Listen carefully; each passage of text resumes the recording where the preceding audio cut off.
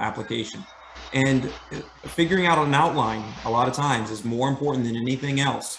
Driving your ideas through the lens of something that's going to be a compelling story. No reviewer wants to read something that is boring. They read a lot of applications. Thinking about making a compelling story about what you're doing is really important. And one of the most important ways to stay informed, not only about what's going on in your field, but also what is important to NIH and our strategic priorities. Looking at this website, looking at the NIH website to look at the institutes that you're interested in applying to based on the subject matter area. There are 27 institutes and centers that make up NIH. Huge place, funding $45 billion of research every year. That's a lot of money, but the best way to think about getting funded, because we still often only fund 10 to 15% of the applications that we get in across the board. So it's still a very competitive field. The best way that you can be informed about what NIH is strategically trying to fund is making sure that you are informed from our website.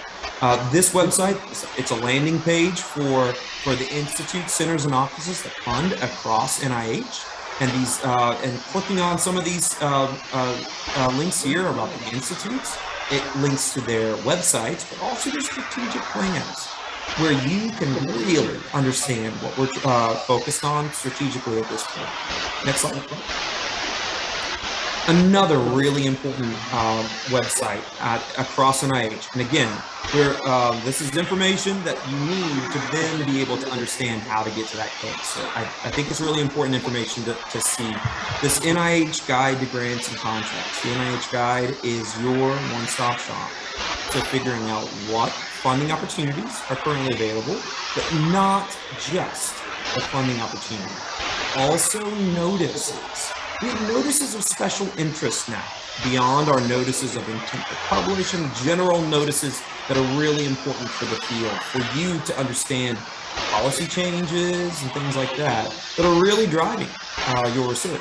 But looking through this list, you can sort based on program announcements or RFAs. The difference between a program announcement here, you can see on the side here that they're either named PA or PAR or RFA. You see all of these in the phone number section here.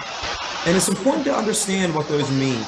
An RFA is a request for applications. It is a strategic, targeted opportunity, often only has 1 or 2 receipt dates that are really focused on answering a strategic priority of NIH.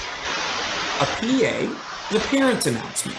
A parent announcement is often a standing announcement that has 3 receipt dates a year, just with the standard receipt dates for NIH. And those announcements are often standing for a long period of time, either to have investigator-initiated awards, where you just have a great idea and you send your great idea in through these parent announcements, or a little bit more tailored to a specific area. You're still applying to a specific area of funding beyond just very general investigator-initiated awards, but it still has more receipt dates. The PAR is increasingly, it's sort of in between an RFA that's really tailored and a PA that's really general. And a PAR often only has 1 or 2 or limited receipt dates, often does not use the standard receipt dates of 3 a year like the parent announcements do. And it often is a little bit more tailored, a little bit more targeted. So understanding what these different announcements are used for is going to be really key for you as you're thinking about how to approach your funding across the spectrum of your career, making sure that you are clear on the way that we use these different announcements. It's really important for driving your success. But this website is so important for you to understand what we're pushing forward for funding and what we're strategically prioritizing or getting as a general opportunity for you to apply. It's also where you go to read these funding opportunities by clicking on these phone numbers, so you understand if they are direct to foreign awards, maybe, if they are appropriate for funding international research. Not everything we do funds international research. A lot of our programs are domestically focused. So it's really important to be able to understand what those priorities are. Next slide. So all of that is really general. It is information that is beneficial to you across all of NIH. But it's really important, especially with this crowd. The work that Fogarty does is all built around global health, and pushing forward global health research, but also a very strategic focus around capacity building. That's why we have programs that are completely geared toward early stage investigators like our K01s and our K43s that we'll discuss a little bit more.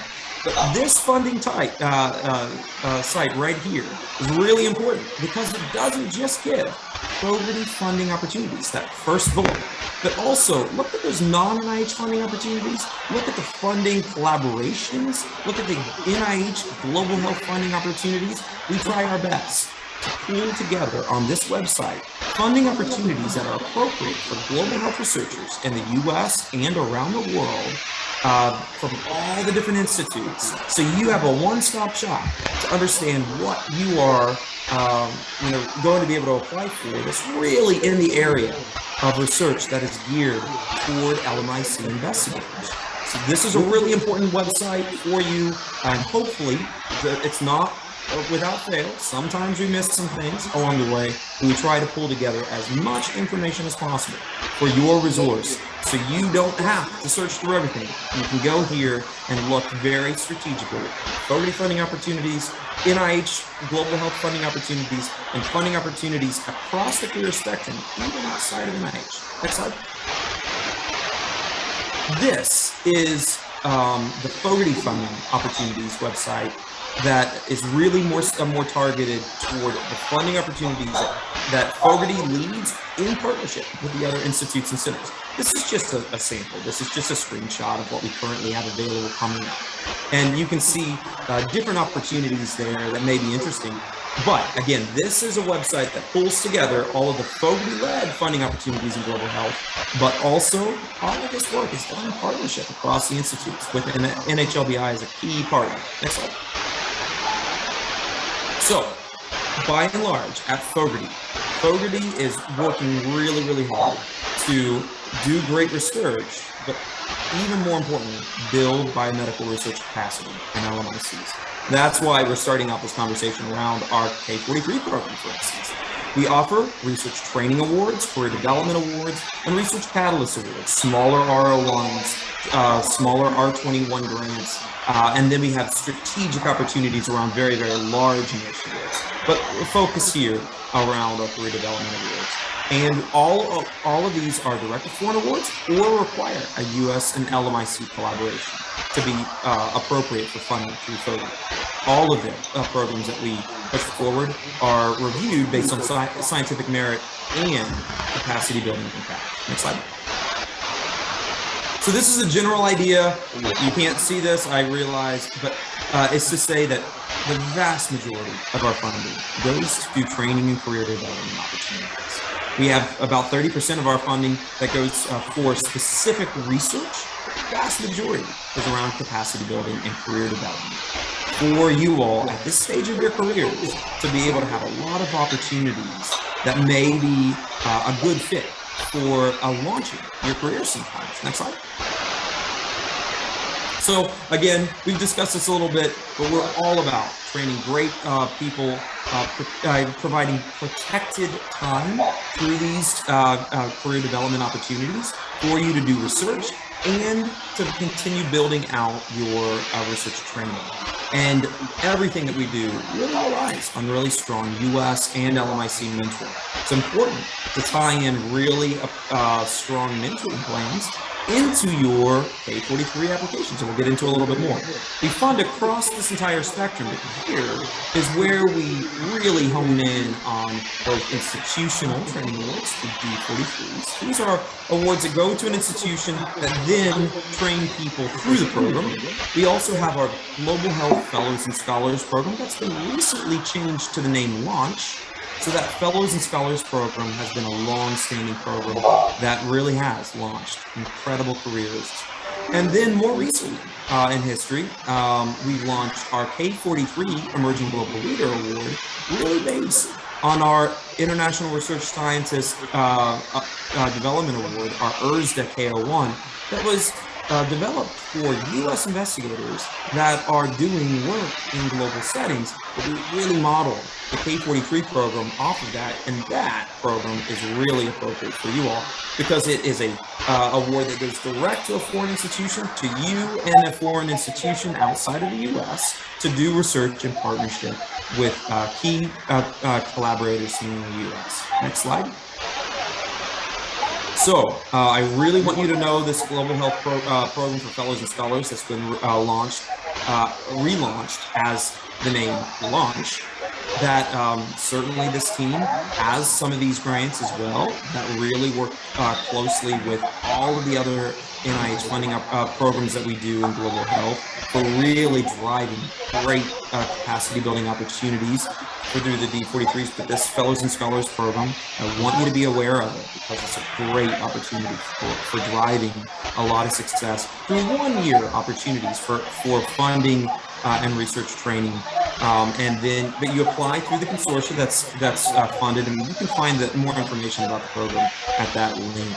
But it's an incredible program that I want you to be aware of that really is aligned with the focus of today's discussion being our K43. Next slide.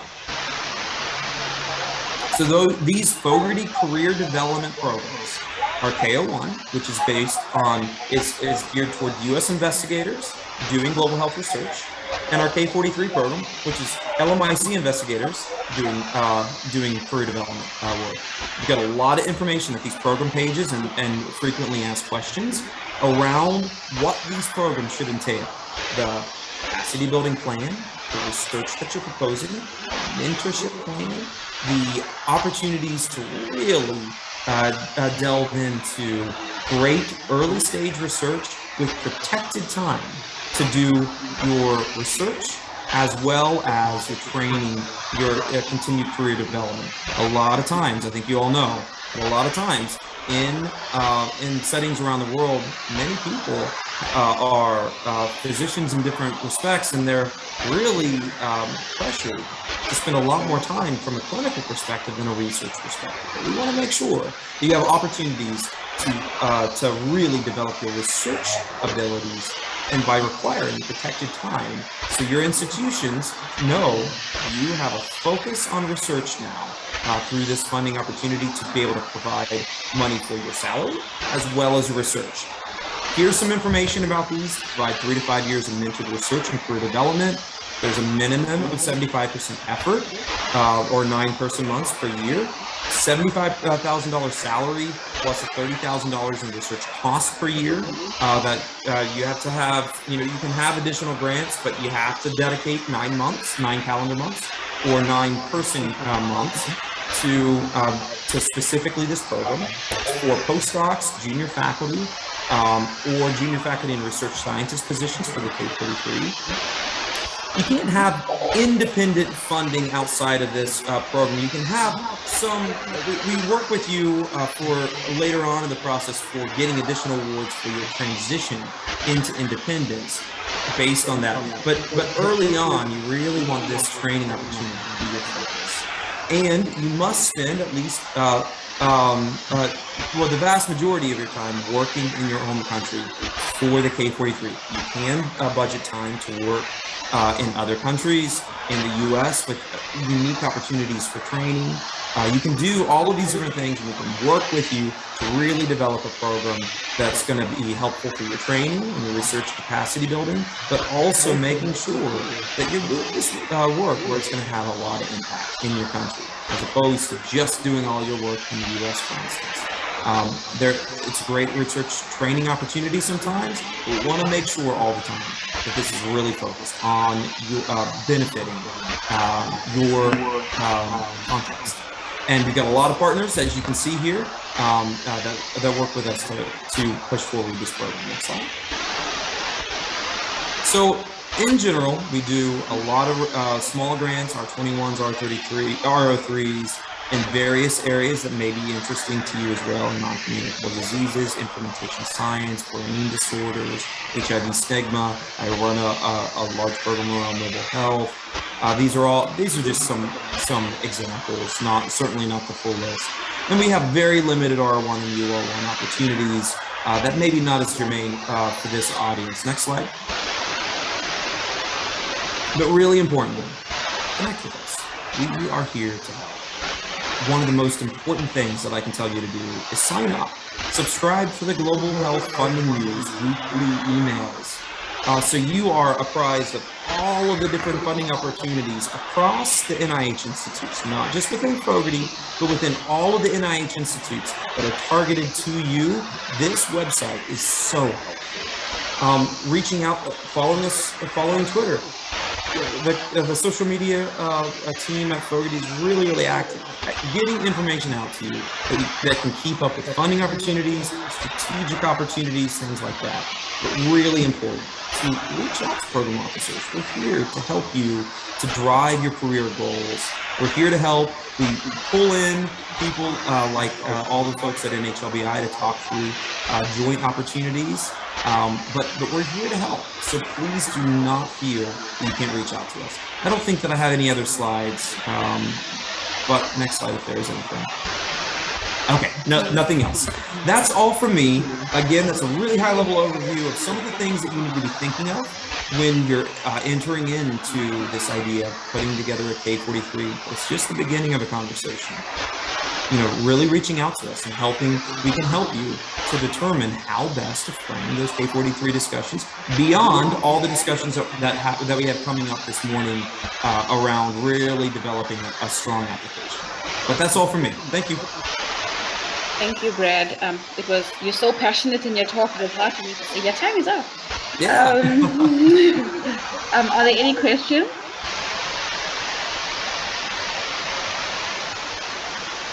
You could raise your hand or unmute yourself and go.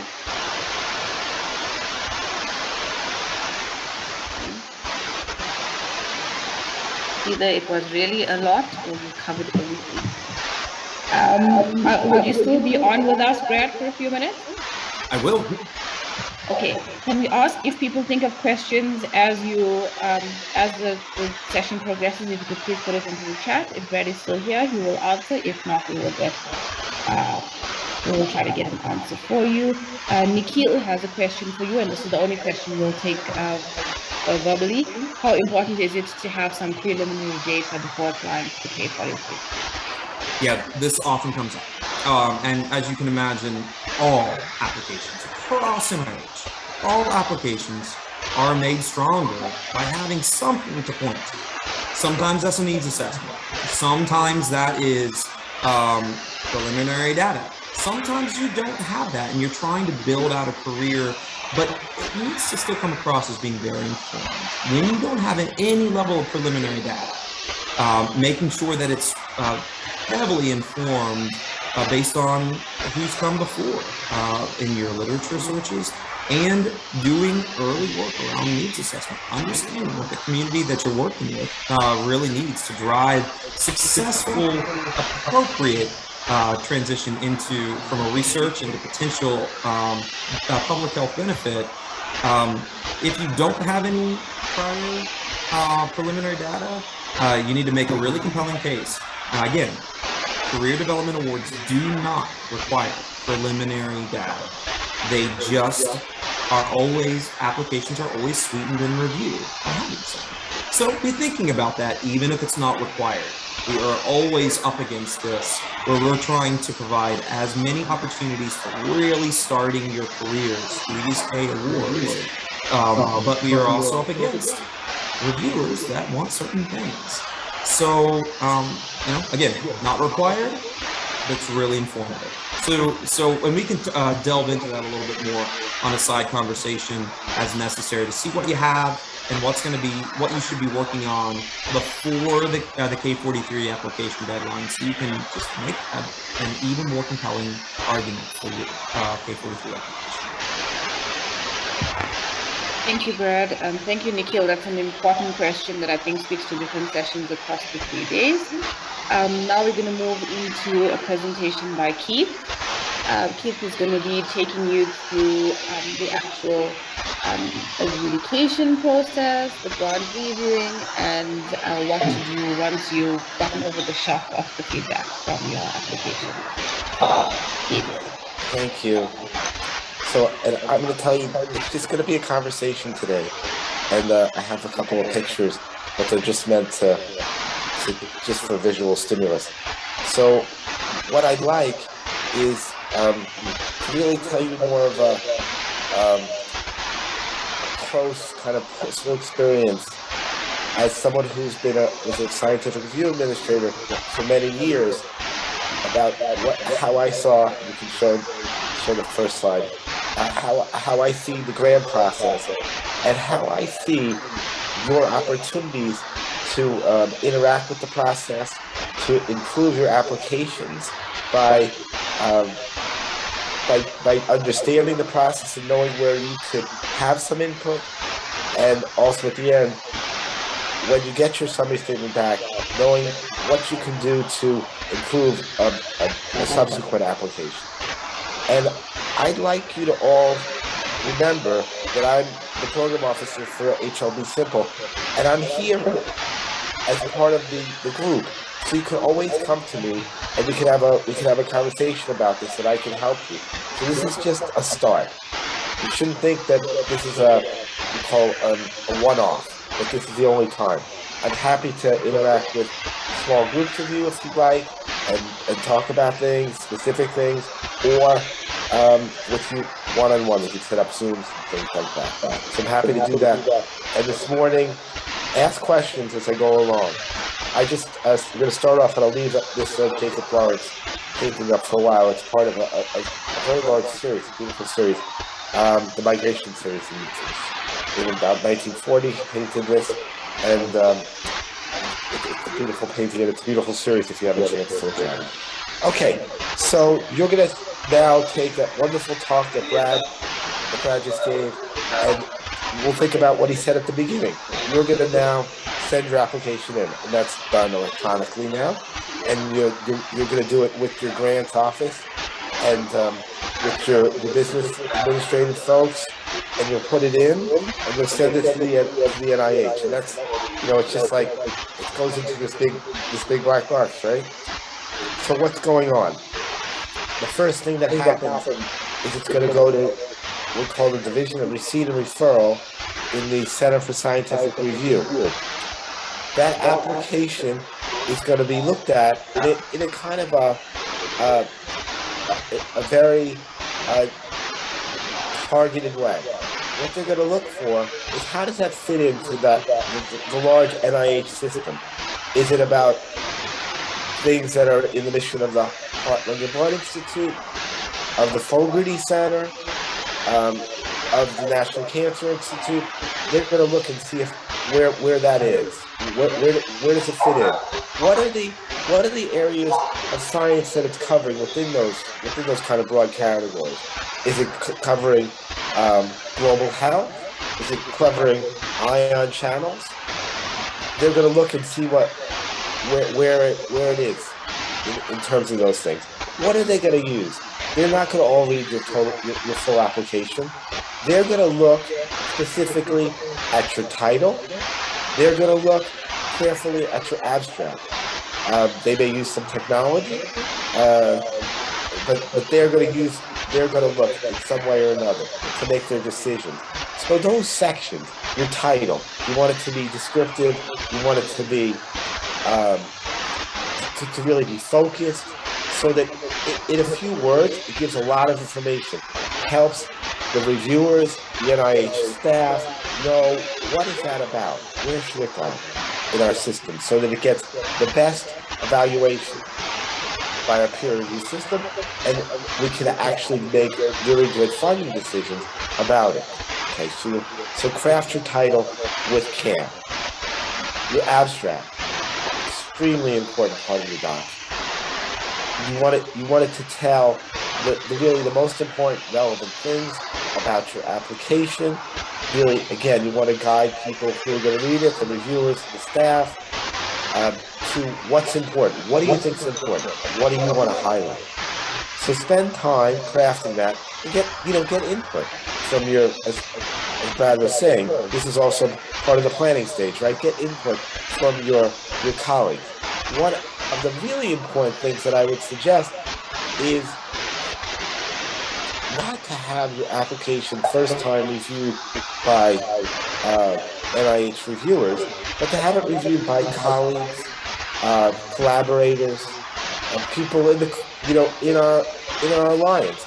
I'm very hopeful that our alliance is going to bring people together so they can work together on future projects.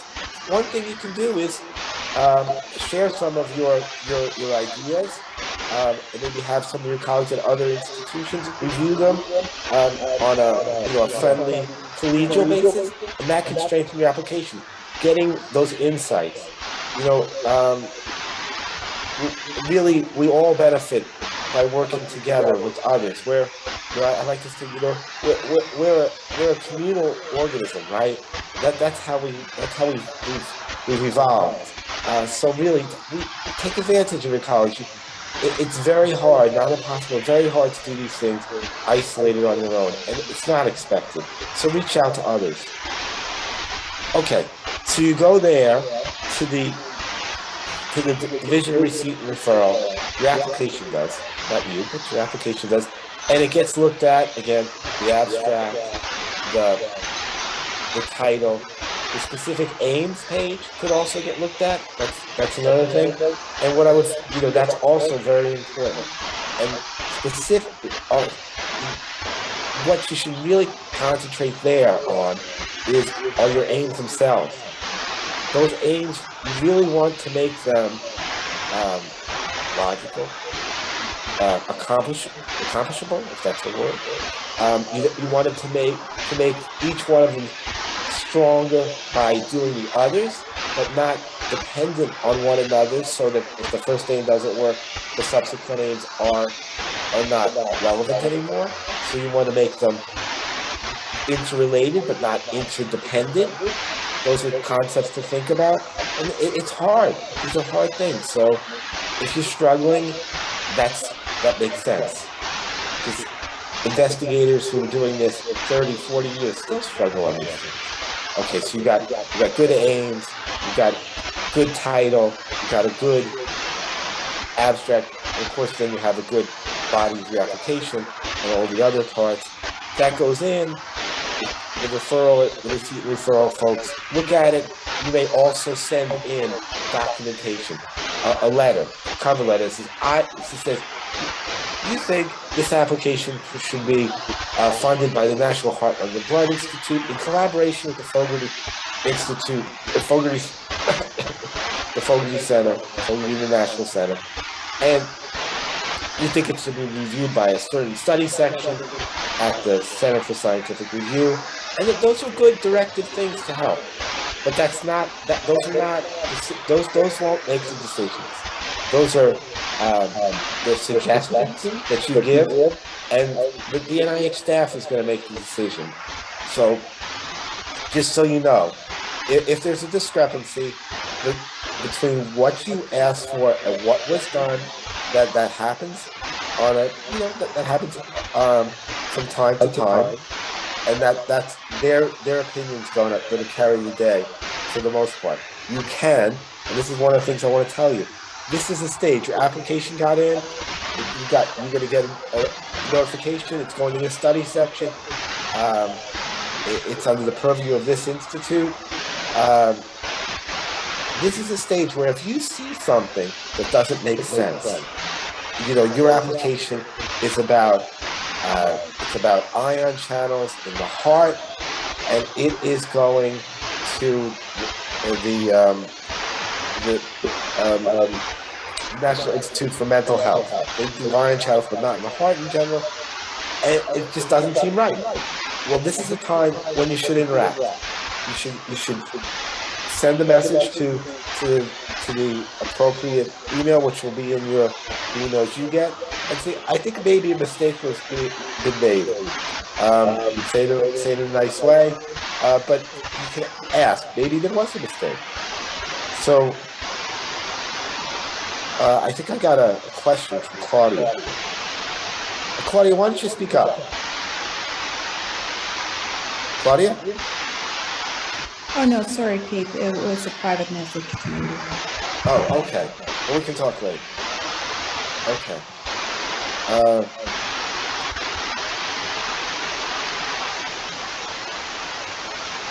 Oh, okay. I think it's about, okay, we can talk later. Okay. So, okay. So you're getting to,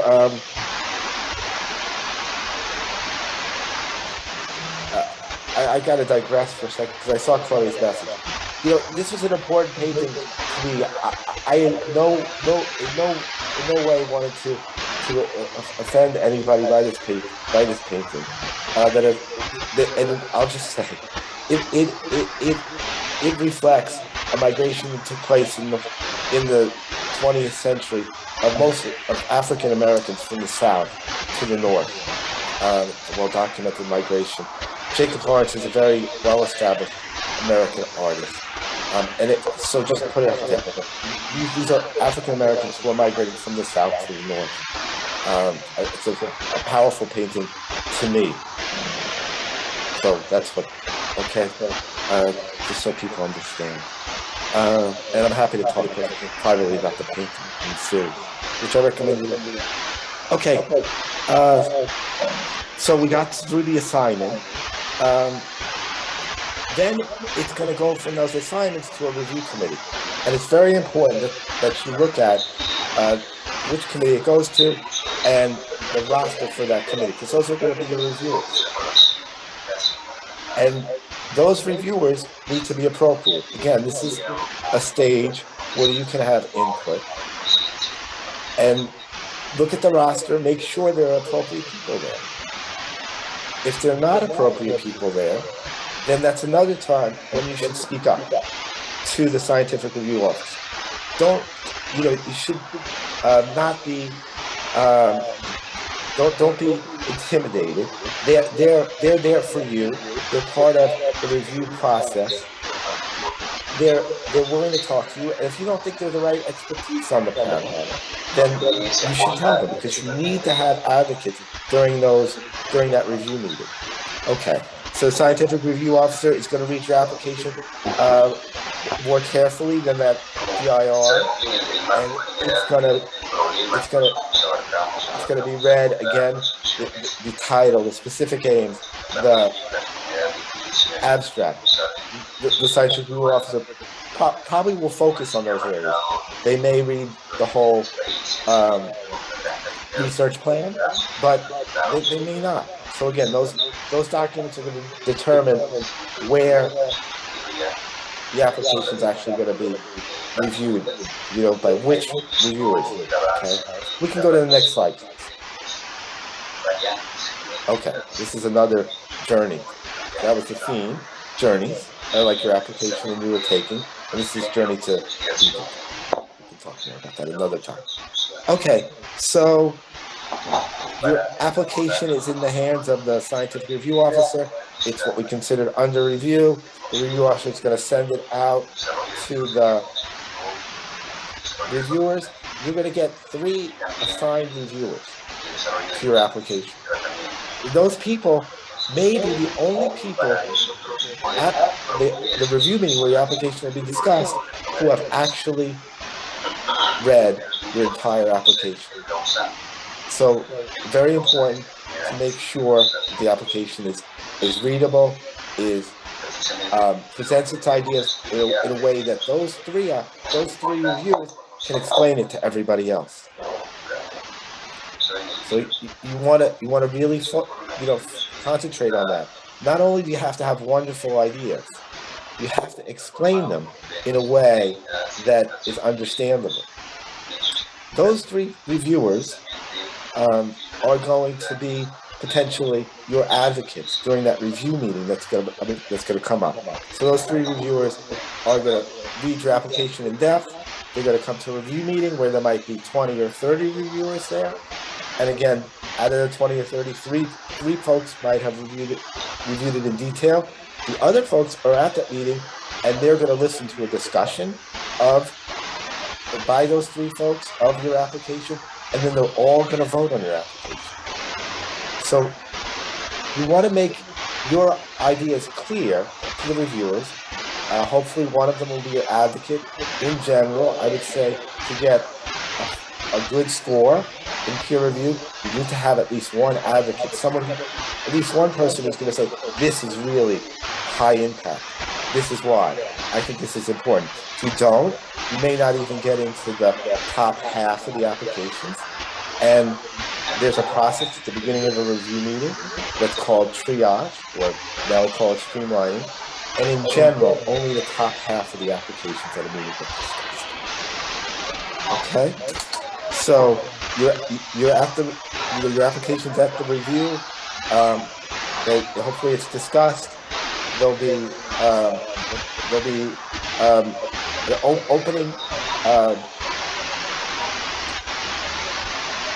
query by the scientific review officer asking for levels of enthusiasm from those three named reviewers, we call them, and they'll say, well, this is wonderful. I give it a 2.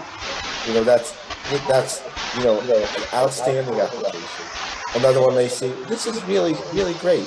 I'm going to give it a 4, which is very good. And the third one might say, well, this is really to me a 3, which is excellent. So those are the kind of words. Now, they're all really good scores, but there's a range.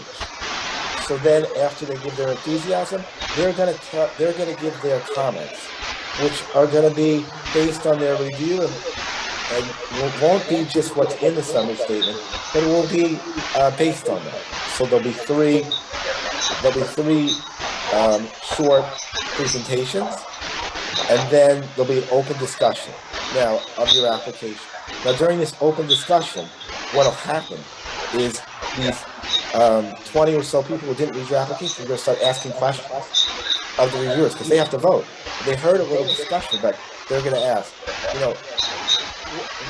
what are they doing? What kind of framework are they working with in implementation science in their work? Things like that. What are the evidence-based practices that they're looking at? These are the kind of things that'll be asked, and these reviewers will keep asking questions until they're comfortable enough to give a score. After that happens, it takes about from 15 minutes if everyone is really in the same place in terms of an application. Maybe they all have the same score. They all gave it the same 2, and things went well. 2, significantly longer, 20, 25, 30 minutes. They're going to do it until they're confident that they have come to some kind of understanding. Not everyone's going to agree. There could be very disparate scores in the room, but they've sufficiently discussed it. There's no one's going to change anymore. Okay, then those named reviewers will give their levels of enthusiasm again, and again, everyone's going to vote. Okay, so that's what happens to every application at a meeting. And a meeting may have as few as a handful of applications to 100, more than 100 applications, depending on the study section. 2 minutes, Keith. Sorry, yes? 2 minutes. 2 minutes. 2 minutes. Okay. Well, I focused on this part, but I'll tell you that after the review, you're going to have a score.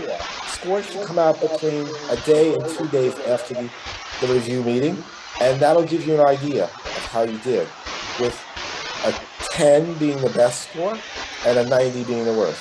Each one in the room will be giving a score of 1 to 9, and then we just multiply by 10. So those are the scores. And again, scores between 20 and 40 are wonderful scores. Not always do they correlate with being funded, but they're wonderful scores. Okay, about 6 weeks later, you're going to get 4 to 6 weeks.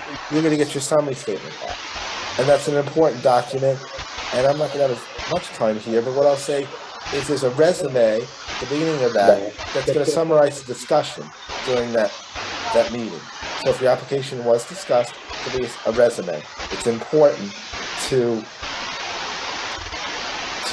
read that, because that really is giving insight into what happened in the discussion during the review that wasn't captured in the critiques. So you read your critiques, you read your resume, and then for help for understanding, you should go to your program office. That's the first place to go. They were at your meeting, hopefully. They listen to the discussion, and they can give you input on your score and what it kind of means and how that might translate. Because you got a score from peer review, and then you're going to get a funding decision. And those peer review influences funding decisions, but they're not the only thing we consider. Okay, I'll stop there for now. Any questions? Hello? Anybody? I'm really happy to take them, and I'll stay on. Yeah, okay. So I think if you're staying on, maybe people can put their questions into the chat for you. Sure. Or maybe if questions come up in this Q&A section in the next, after the break, we could also have them sent to you if they cannot be answered. Now, in the interest of time, we're going to move over to Lisa, who's going to be discussing how you go about writing your career development plan for the K-43. Hi, good morning and good afternoon. There they are. Okay, all right. Welcome again to day 3 of the grant writing workshop. I appreciate the opportunity to speak to you guys again. I'm going to be talking about the career development section of the K-43 Emerging Global Leaders Award Mechanism. There it goes. We've mentioned before that we're going to make these slides available for you. I have put in this slide a bunch of the links to the website where the funding mechanism, all the stuff is included. I've included a link to the Fogarty International Center in general, and the specific PARs, these are the program announcements for the K-43 Emerging Global Leader Award, both with and without clinical trials required. And then a separate website that just goes through all of the funding opportunities for the Fogarty website. Now, I'm also including, very importantly, links to the application instructions. And this is very important because the application instructions can change over time. For example, the forms that are required to be submitted for grants moving forward, we are now on version G, whereas just a couple months ago, we were on version F. These are the kind of things that you need to keep track of because you don't want these to sneak up on you and catch you unawares. All right, so let's move forward. There's a little lag. Let's try this again. Okay, there we go.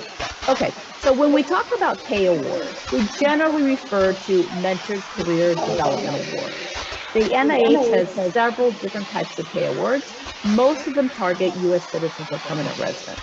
The exception that we're speaking of today is the K-43 award.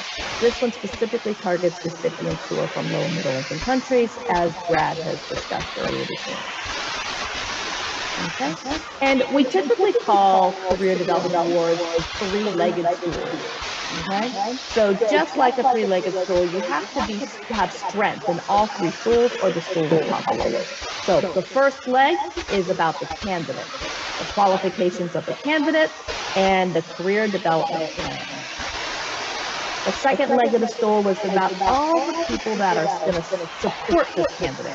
So we're talking about the mentoring team and the environment at your institution. And of course, this application would be nothing without a strong research plan. Now, when I spoke to the group on Tuesday, I talked about the 5 core review criteria that were common among most of the other grants. Often we call these R awards or R equivalent, and they typically focus on the 5 criteria we discussed on Tuesday, which are significance, innovation, the investigators, approach, and environment.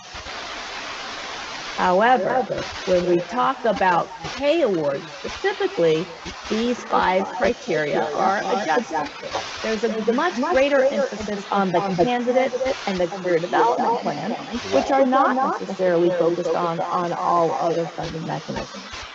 You still have to talk about a research plan, but again, we introduce the concepts of the mentoring team, the collaborative team, and the environment and the institutional support.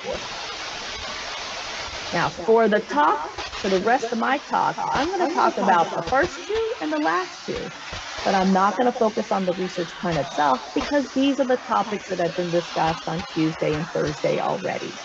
I'm going to focus on these other areas. Okay. Now, just to reiterate what Brad had talked about earlier this morning, to be eligible for one of the Emerging Global Leaders K43 Awards, you need to be a citizen from a low and middle income country. You have to have at least a master's degree, and that master's degree has to have required a thesis. Now, doctoral research training is preferred, but master's with a thesis is acceptable. Most applicants will hold an academic tenure faculty position. Sometimes it can be referred to as a research scientist in your institution. But that appointment has to be at the low and middle income academic or research institution. Okay? And so typically you might carry the career title of instructor or lecturer or an assistant professor. Also importantly, you have to have been at that institution for at least 1 year. And you can't have had any significant, that's in quotes, prior funding. And so essentially that means you can't have had a prior NIH Career Development Award or something that gives you a similar level of support, okay? You can't have had prior independent research funding, and those are what we typically call the R awards or R equivalent awards in the NIH lingo. If you have any question about whether you are eligible because maybe you have received prior funding of some sort, it's always best to reach out to the program officer. Another unique feature of the K43 is that it follows a dual mentorship paradigm. So essentially you would have one of your mentors would be based at your home institution, which is at the LMIC country-based institution, and then you would also have a US-based mentor. And these are considered to be primary co-mentors. Now, whenever you are preparing an NIH grant, it's very important that you look very carefully at what the page limits are per section, because these are hard stops. If you exceed the page limit, you won't be able to upload your application. And so this is copied from the instructions. You're going to have 30 lines of text for the abstract, 3 sentences for the narration. If this is a resubmission or a revision, you get 1 page to document what changes you made, to respond to reviewer critiques. If this is a brand new application, this is not applicable. Now, very carefully, let's pay attention. The candidate information and the goals for career development and research strategy. Those 2 parts combined give you 12 pages. Now, there's some flexibility.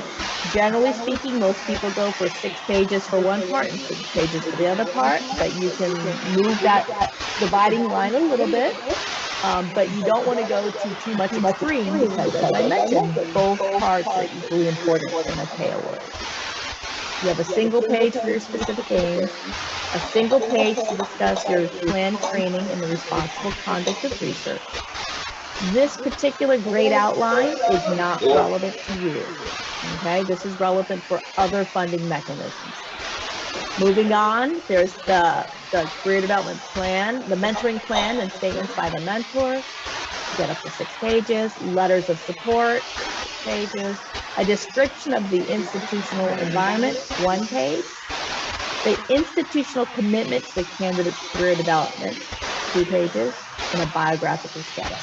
I'm going to talk about most of these sections in greater detail, except for the specific aims page, which you've already discussed, I think it was yesterday, or the biographical sketch. But I want to talk about the other ones highlighted in red. The candidate section. There's a section that describes the candidate's background, and it's very important that it emphasizes the commitment to health-related research career in that low and middle income country. Okay. It's important that you provide the information that attests to your likelihood of success. Okay. So, for example, you want to detail your prior training and your prior research experience, and then further describe how does your prior training and your prior experience relate to the objectives of your project and your long-term career plan. Are there consistent themes or issues that have guided your previous work? And if your work has changed in direction, why? Provide evidence as well of your potential for research independence.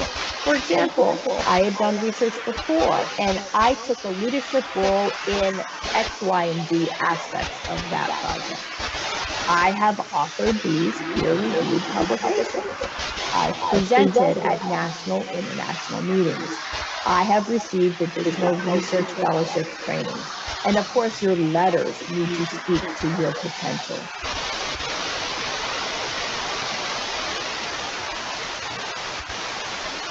There it goes. Okay. So then there's a section on your career goals and objectives. And it's here you want to describe your specific short-term and long-term research and training objectives.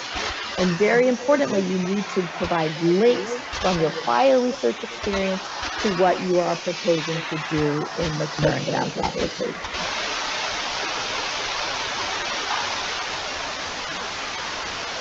Sorry, there's a lag when I advance the slide. Okay. And importantly, this is a mentored research training grant. So you need to show that you are still in need of additional mentored training. So you say, I have experience and I have been educated in X, Y, and Z. But in order for me to fulfill my career objectives and to participate in this area of research, I still need X, Y, and Z. And then you talk about how you are going to fill those gaps in your existing training or in your existing experience. Explain how the Career Development Award will ultimately contribute to your career goals, and that these career goals are specifically in global health research for this particular funding mechanism. Okay. Now, one of the most important sections in your whole proposal is your plan for career development and your proposed training activities. This, I can't emphasize this enough, this needs to be prepared jointly by the candidate and the mentor. As a reviewer, we can tell when the trainee prepared the section without input from those who are more senior and more experienced. And that does not speak well for a good mentoring relationship between the candidate and the mentoring team. This document needs to be prepared jointly. And it needs to describe how new or enhanced research skills and knowledge will be acquired. And you need to draw very explicit connections. Show a logical progression from your prior research and training to the proposed research and career development plan. And you need to show that your career development plan and your research plan are linked. So if, for example, if you're going to propose to take additional didactic coursework, show how that didactic coursework is relevant to the project that you're planning, that you're proposing. It would not be a good idea to propose to take coursework that seems unrelated to the project. And make sure that you capitalize upon all of your resources. So tap into the relevant educational resource and research resources that are available not only at the LMIT, but at U.S. institutions as well, if that is well justified. And these description of your proposed career development activities need to be pretty detailed. Okay. Take advantage of the different opportunities to learn. Here's a suggested breakdown between different kinds of training opportunities. This is not set in stone. You need to adjust this according to what your specific needs are for your own development and for the needs of the project. For example, you might propose to take a couple didactic classes. 10%, for example, of your training activities may rely on formal coursework. It would be less attractive if you propose to spend 90% of your time in a classroom.